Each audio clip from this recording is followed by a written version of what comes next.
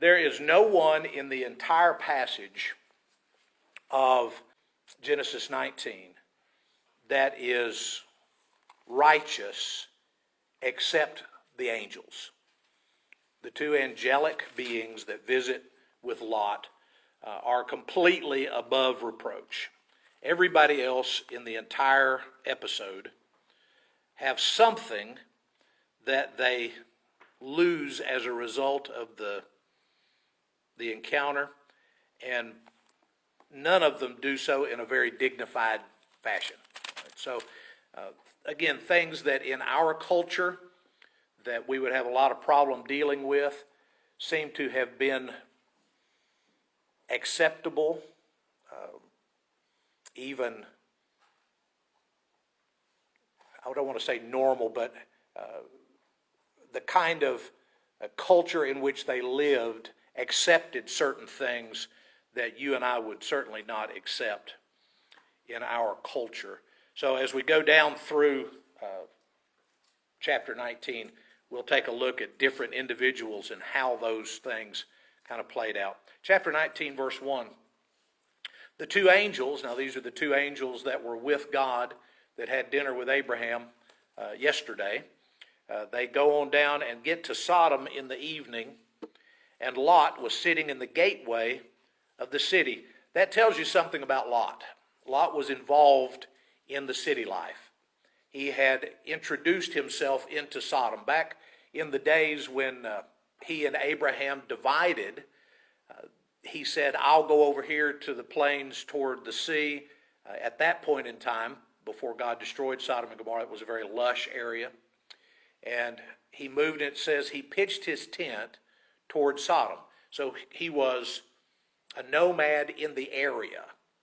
Well, by the time we get to Genesis 19, Lot is living at Sodom. He's become part of that community. But he is not, in their mind, a part of their community as much perhaps as he is in his own mind. So anyway, he is sitting at the gateway to the city. When he saw them, he got up to meet them, and he bowed down with his face to the ground. My lords, he said, please turn aside to your servant's house. You can wash your feet and spend the night, and then go on your way early in the morning. He doesn't know who these guys are. He doesn't know why they are there. But he is hospitable. That tells you a little bit about the influence that his uncle had on him while he was growing up. As he was traveling around with Abraham, you see the kind of treatment that Abraham gave these guys either earlier in this day or the day before, and now they get to Lot, and Lot treats them exactly the same way that Abraham did. He bows to them, he calls them Lord, he says, come in, I want to do for you something nice and make sure that you're well cared for. The two individuals, the angels, are ready to stay by themselves out in the city square, but he's not having any of that. He insisted so strongly that they did go with him and entered into his house. He prepared a meal for them, baking bread without yeast, and they ate. But before they had gone to bed, all the men from every part of the city of Sodom, both young and old, surrounded the house. They called to Lot, where are the men who came to you tonight? Bring them out to us so that we can have sex with them. Notice the words all and every. Okay? Go back to Genesis chapter 6, just pre-flood. All the thoughts of every person's heart was only on evil all the time. Right? So you've got the same kind of picture here in Sodom. All the men, both young and old, are at least willing to be involved in or to applaud same-sex rape. Okay, so the community of Sodom, we don't know too much about their culture as far as their family lives or what these men were like with each other at any other time, but they were willing to go to two men who were guests in their town and drag them out and forcibly have sex with them. Anybody suggesting otherwise was subject to the same. Notice this in verse 6.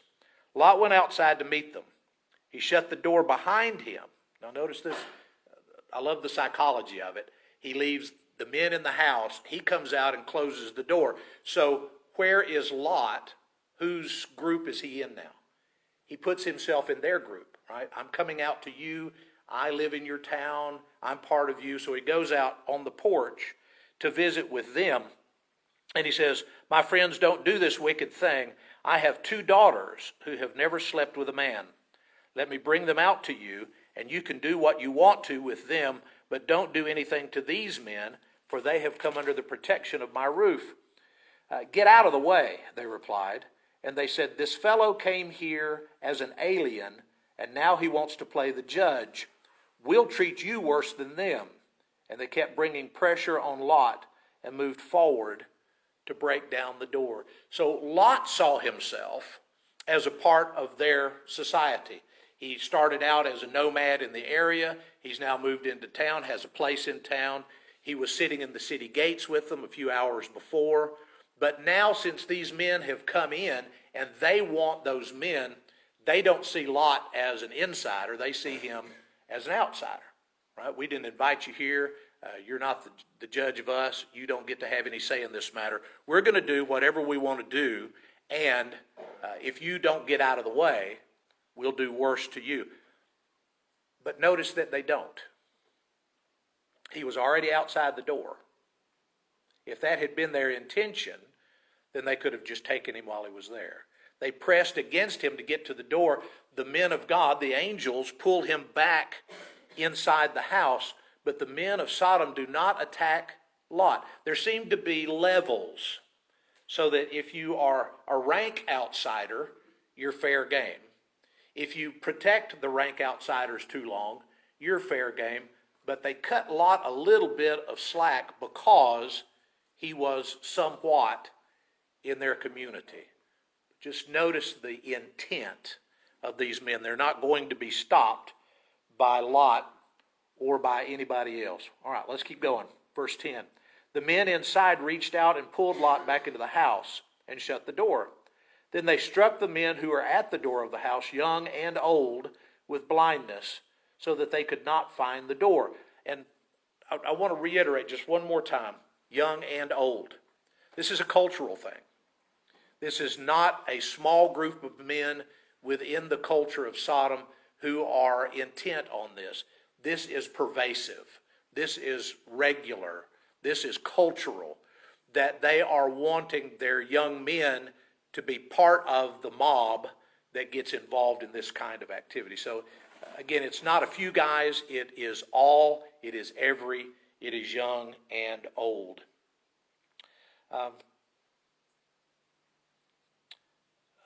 Verse 12, the 2 men said to Lot, do you have anyone else here, sons-in-law, sons or daughters, anyone else in the city who belongs to you?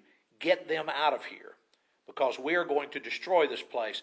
The outcry to the Lord against its people is so great that he has sent us to destroy it. So Lot went out and spoke to his sons-in-law, who were pledged to marry his daughters. He said, hurry and get out of this place, because the Lord is about to destroy the city. But his sons-in-law thought that he was joking. So you have sons-in-law who are part of the culture. And now their response to the idea that God is going to destroy the city for the kind of activity that was going on there, for the mindset of that culture, that seems like a joke. So keep at least in the back of your mind the idea of Lot having made contracts with the people of Sodom. Right? He was a nomad. He moved to the gates. He got a house in town, and he made covenant agreements with men from the town for his daughter to marry into their culture. So Lot knows what Sodom is like. He is not confused at all about what kind of people live there and the kind of treatment that they give, at least to outsiders. And he tries to intervene, but is unable to do so. And so, who does he have left? You've got Lot and his wife and his 2 daughters. All right, so that's all out of the whole city that are salvageable at this point. Now, if Lot had had 6 weeks to work on it, I don't think he could have come up with another soul. Right? But we're in a hurry, right? There's about to be destruction, and you and your family need to get out of this town. So with the coming of dawn, the angels urged Lot, saying, "Hurry, take your wife and your 2 daughters who are here, or you will be swept away when the city is punished." When he hesitated, the men grasped his hand and the hands of his wife and his daughters and led them safely out of the city, because the Lord was merciful to them. And might as well stop and say it. Why is the Lord merciful to them? Abraham, right? This is Abraham's nephew we're talking about. If this was not Abraham's nephew we're talking about, I don't know that you have anybody intervening on his behalf. He's referred to as righteous Lot in the New Testament, but Lot he doesn't show himself to be righteous by our standards when he offers them his daughters in place of the 2 men in his house. Why do you think people even live in that city? It was lucrative. I think that's why people choose a lot of times to live where they live. They go to a place that makes sense to them financially, and when they get caught in a culture that's not what they would have chosen for themselves, they have choices to make. They can either deny the culture, in which case Lot gets lumped in with the 2 men, or you put up with the culture, or eventually a lot of times what happens is you just become part of the culture. I think Christians in general over the last 5-6 decades have gone through that. Culture has shifted so much since the 50s. And we've had to ask ourselves, well, are we going to be part of the culture, or are we going to be separate from the culture? And you can find Christians all along that spectrum. There are some who are just anti-cultural. It's hard for them to deal with living in the culture as it is. And there are some who have completely adopted culture but still call themselves Christians, right? So on all the way on that spectrum. But yeah, I think he lived there because the living was good. I really do. In verse 17, as soon as they had brought them out, one of them said, "Flee for your lives and don't look back. Don't stop anywhere on the plain. Flee to the mountains, or you will be swept away." But Lot said, "No, my lords, please. Your servant has found favor in your eyes, and you have shown great kindness to me in sparing my life. But I can't flee to the mountains. This disaster will overtake me, and I'll die. Look, here's a town near enough to run to, and it is small. Let us flee to it. It's very small, isn't it? Then my wife, or my life, will be spared." He said to him, "Very well, I will grant this request too. I have not overthrown this town that you speak of." Now, little town, Zoar. Zoar gets saved, why? Because of Lot. Lot gets saved, why? Because of Abraham. I wonder if anybody in that little town ever had a clue that their salvation, the reason that the brimstone didn't fall on their little place, was because of Abraham, who was living somewhere else at the time. Verse 22, "But flee there quickly, because I cannot do anything until you reach it." That's why the town was called Zoar. By the time Lot reached Zoar, the sun had risen over the land. The Lord rained down burning sulfur on Sodom and Gomorrah from the Lord out of the heavens. Thus he overthrew those cities and the entire plain, including all those living in the cities and all the vegetation in the land. But Lot's wife looked back, and she became a pillar of salt. That region now is a salt plain. It is, nothing grows there. It's where the Dead Sea is. The River Jordan flows down and empties into the Dead Sea, but the Dead Sea does not empty out. It just collects. There's enough mineral deposit in the Dead Sea so that people like to take their picture laying in the Dead Sea reading a newspaper. Have you ever seen one of those? That you float. Even those of us that don't float because it's just so full of mineral. The problem with having your picture made that way is as soon as you get out, you better find a shower because it will eat your skin. It's a very caustic, very terrible kind of landscape. And that's what it used to be, beautiful. It used to be full of vegetation. But after this event, from then on, it was just a place of salt. And so she became part of the landscape, basically. Early the next morning, Abraham got up and returned to the place where he had stood before the Lord, and he looked down toward Sodom and Gomorrah, toward all the land of the plain, and he saw dense smoke rising from the land, like smoke from a furnace. So when God destroyed the cities of the plain, he remembered Abraham, and he brought Lot out of the catastrophe that overthrew the cities where Lot had lived.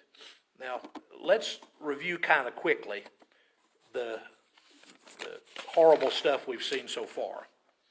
We have two angels who visit a town and are, by bedtime, threatened with gang rape.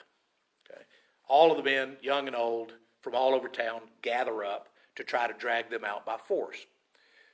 The man of the house, Lot, who is being saved because of his relationship with Abraham, comes up with the idea, I'll give you my daughters. Okay?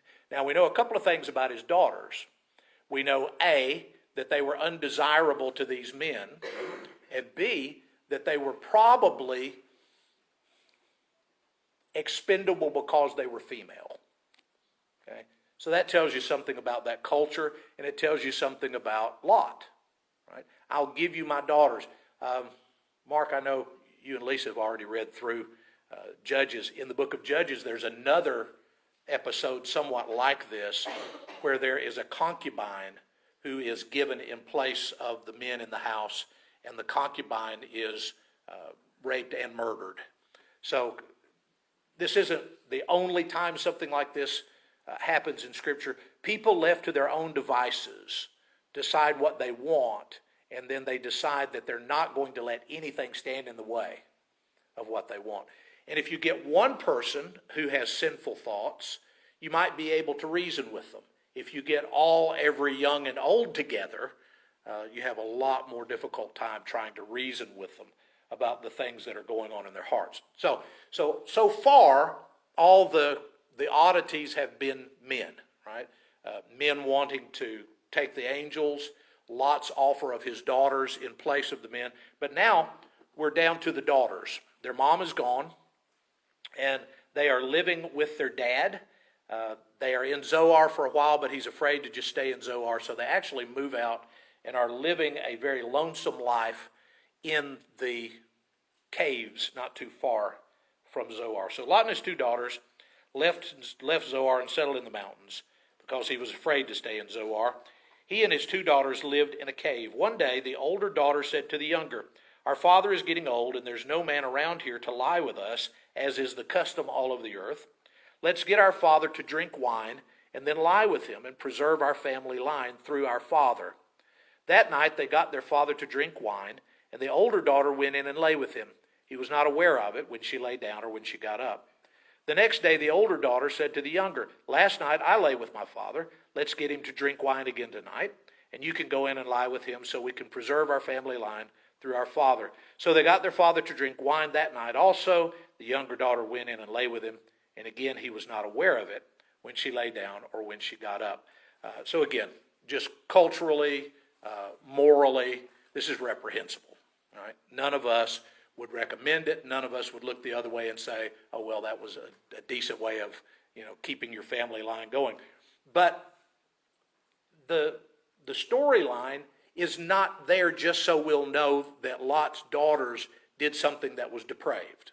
Okay? That's not the purpose of us knowing what happened. What's the purpose of us knowing what's happened is who comes out of these unions. Both of Lot's daughters became pregnant by their father. The older daughter had a son and named him Moab. He is the father of the Moabites. The younger daughter also had a son, and she named him Ben-Ami, who is the father of the Ammonites of today. So as they're at Mount Sinai, and they're getting the history of this land to which they're going, God puts in, okay, Abraham had a nephew, and Abraham loved him, and God blessed him and took care of him, but some horrible things happened surrounding him, including the things that happened at Sodom and the things that happened in the mountains near Zoar. And out of those unions with his daughter came the Ammonites and the Moabites. When the Israelites get to Canaan, two of the groups that they're going to have to deal with are the Ammonites and the Moabites. One of the things in particular that the Ammonites and Moabites shared was Chemosh, their god who was, you brought your children and threw them to Chemosh. You burned your children alive to be blessed by Chemosh. So when you're reading in the Old Testament and you see the phrase, they caused their children to pass through the fire, the Ammonites and the Moabites, by the time Israel gets out of Egypt and gets back to Canaan, they have developed this idolatry, this theology of who they think God is, that includes the idea that if you really want to be blessed by the deity, you throw your children into the fire and then God will bless you. So you have all kinds of things that they're learning at Sinai. Just remember, there's a bunch of folks parked at Sinai who are hearing this stuff for the first time. So when we look at it, we see the cultural mishmash and we see the ungodliness and the immorality. The punchline is when you get to Canaan, you're going to run into people who are the descendants of this incestuous relationship, and they sacrifice their children to Chemosh. So God is giving them information that they're going to need 40 years later when they finally get to the land of Canaan. Like I said, if you could take Genesis 19 out of Scripture and just never know about that stuff, would that be all right? It's history. It's what happened. It's unsavory. It's undesirable, but it is Scripture. And so as we study Scripture, it's good for us to know these things. We can apply some of these things to our own communities, to our own culture, as our culture moves farther and farther away from God. Excuse me, fewer and fewer people are worshiping God or looking at Scripture for guidance.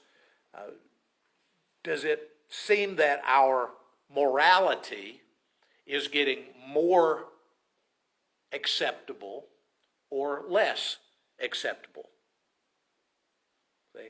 So it can happen anywhere.